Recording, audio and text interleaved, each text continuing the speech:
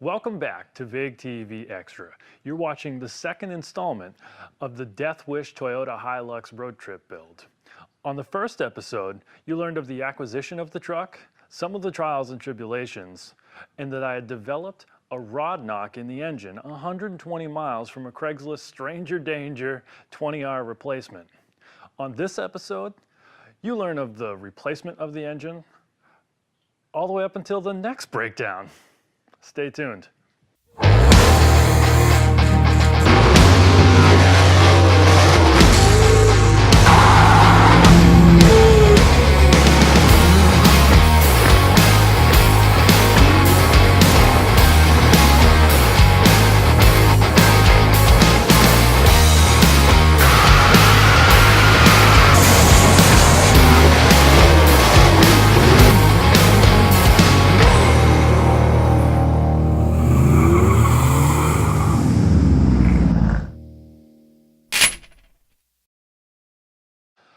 So he was kind of dry and a little monotone. It was hard to read, his reaction over the phone, but I was able to talk him into letting me use his facility. And now I didn't know if his facility was a gravel driveway or if he had a shop or tools or what, but I knew that I had nothing. I had vice grips and 4 zip ties.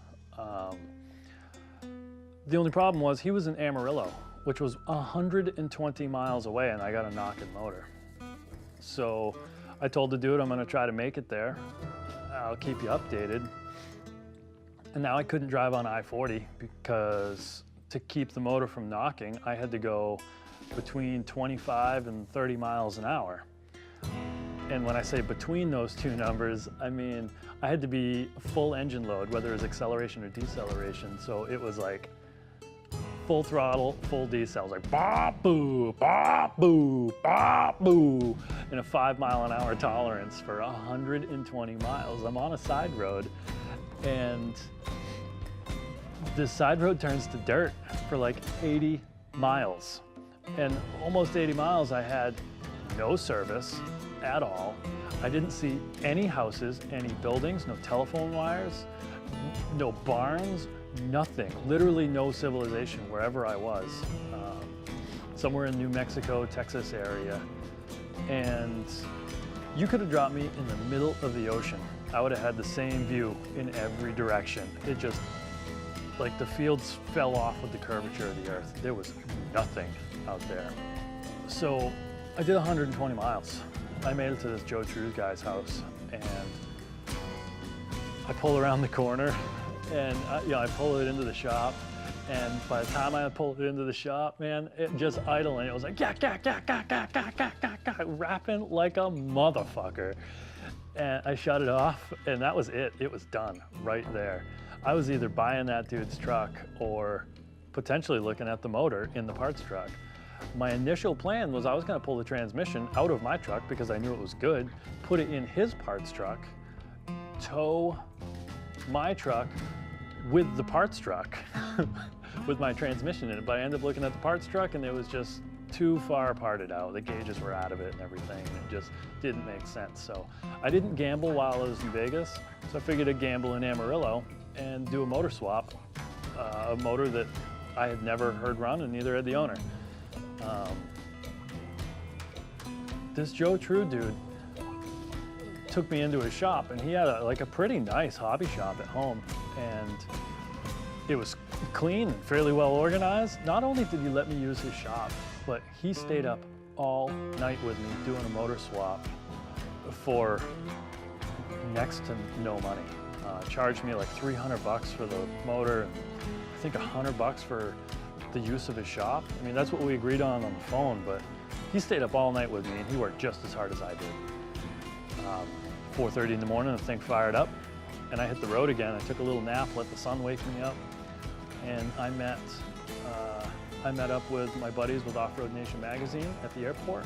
We went out, we shot Rednecks with Paychecks, which is the wildest hillbilly mudfest you ever seen. I've never seen that many titties in my life. But after that, I headed south. And I headed south to go visit my buddies down in Houston. the Van Duzens with Bacon Speed Shop. Truth is, I really use my friends in Houston as an excuse to get far enough south in the country that the only way to get home is to take I-10 out of Texas so that I can stop at a restaurant called Steamboat Bill's because they got the most delicious food I ever had. So I always find a way to make a 6-hour detour just to go to Steamboat Bill's. I pull into Bacon Speed Shop and I asked the dude if he didn't mind if I used the shop for a little bit. And because this new motor was puking oil out the front main seal like crazy, like huge puddles everywhere I go. But the funny thing is, every time I checked the oil, it was more full. At this point, I realize that I'm driving the exact same truck that I drew up and started building a few years ago. This truck was super rad, full tube chassis, Crown Vic front and rear end, LS motor sticking out of the hood. It was a rowdy truck. Unfortunately, the build never ended up getting finished. Client couldn't finish it, and it is what it is. But I always wanted to finish that truck. And I realize I'm driving the same damn thing right now. So I took the opportunity to use my buddy's shop in Texas. And I thought it would be rad to build this truck while I'm in Texas and drive it across the country. So Buddy says that I can, stay at the shop. I can sleep in the fornicatorium and build this truck. So I'm running around town. I'm getting all the steel from the junkyards and the steel supply house. Next thing you know, I'm chopping the front of the frame off. I've got the motor out of it, frame's off it. So now we've got, a Crown Vic front and rear end in it, and it's finally sitting on its own weight. I just couldn't justify building motor mounts for a 20R that was already spitting coolant all over the windshield and pukes oil out the front main seal like crazy. It was probably gonna take me 6 full oil changes to get home from Texas. And so there was 2 options. I would have been happy with either, but I ended up going with an LS motor over the 6-liter Power Stroke. And we cut a big hole in the firewall and stuffed it in there.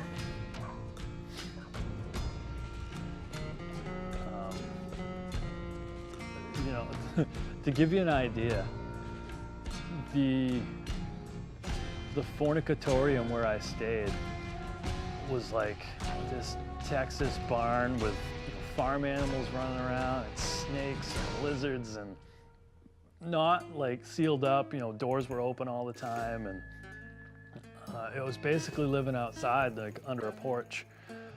And this was supposed to be a 2-week trip from New Hampshire to Vegas and back. It was not 2 weeks. I expected to do this front end swap in 3 days. Well, the front end swap turned into front and rear end with an LS swap. While I was at it, fix a bunch of rust. It turned into a full build. The cab was off it, the bed was off it, the frame was cut in half. And I was there for, I want to say, a month and a half, maybe a little more, maybe 2 months. And the old man the dude's fucked. I love the man to pieces, but he wishes he lived on a horror movie set. So everywhere there was chains and shrunken heads and jars and creepy ass dolls and uninsulated tin roof, tin walls when the hurricane rolls through.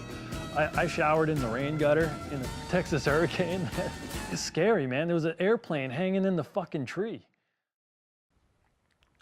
This is Josh, and you're watching Vig TV Extra, the Death Wish Toyota Hilux road trip build.